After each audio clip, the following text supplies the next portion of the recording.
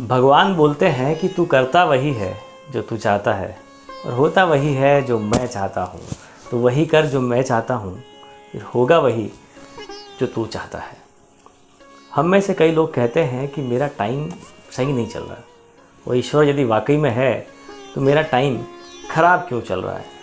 नमस्कार, मैं हूँ अशांशु और हाजिर हूँ हर रविवार की तरह आज फिर एक नई कहानी के साथ। एक बार की बात है, एक मेजर साहब अपने 15 जवानों की टुकड़ी को लेकर हिमालय की चढ़ाई कर रहे थे।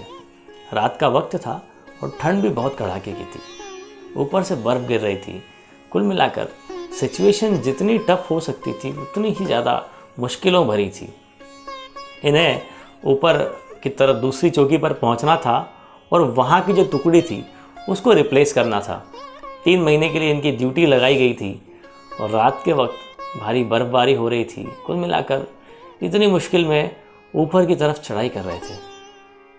मेजर साहब और सारे जवानों को लगा कि इस कड़ाके की ठंड में जी गर्मा गर्म चाय मिल जाए तो क्या बात हो जाए।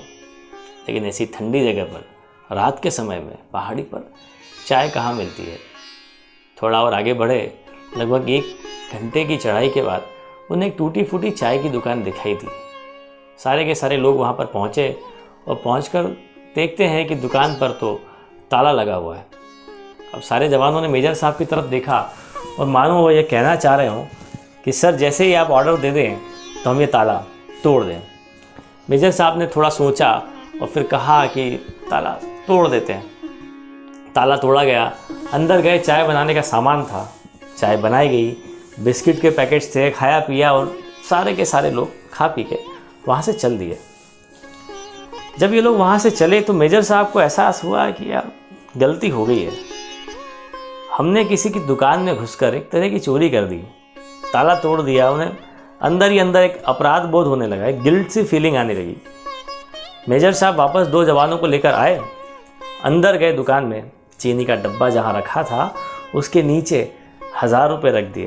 वो वापस बाहर आए, जवानों से कहकर उस दुकान के शटर को जैसे तैसे टिकाया और वो फिर से अपने गंतव्य की ओर आगे बढ़ दिए।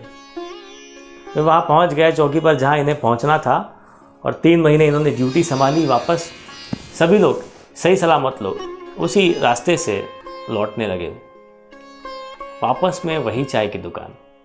लेकिन इस बार दिन का समय था और चाय की दुकान पर एक बूढ़े बाबा थे जो चाय बना रहे थे। सब लोग वहाँ पर रुके और चाय पीने लगे।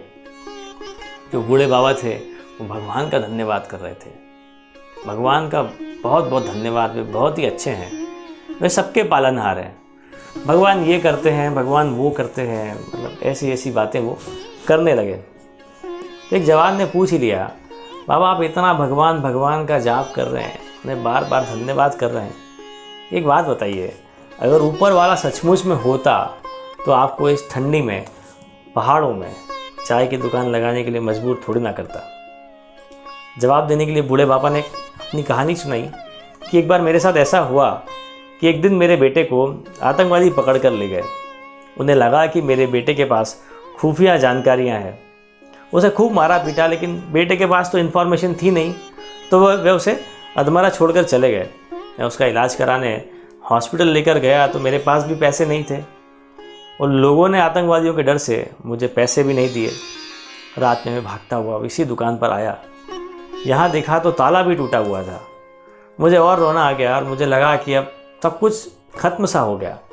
लेकिन अंदर पहुँचा तो चीनी के डिब्बे के नीचे 1000 रुपये रखे हुए थे। भगवान मेरे लिए वो 1000 रुपये रख के गए थे। ये बात सुनने के बाद सब जवानों ने मेजर साहब की तरफ देखा और मेजर साहब ने भी इशारों में कह दिया कि भाई बताना मत।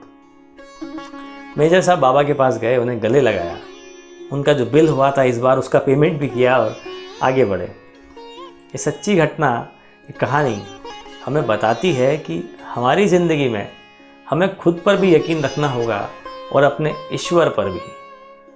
अगर आपकी लाइफ में कुछ अच्छा नहीं चल रहा तो इंतज़ार कीजिए, मन का हो तो ठीक है और नहीं हो तो और भी ठीक है, क्योंकि जब आपके मन का नहीं होता है ना तो उसके मन का होता है और वो कभी किसी का बुरा नहीं करता। मदद करते चलिए, आपको भी नहीं पता भगवान आपको कब किसी का भगवान बनाकर कहीं पहुंचा दे। मेरी कहानी कैसी लगती है आपको, ये आप कमेंट कर ज़रूर बताइएगा। नमस्कार।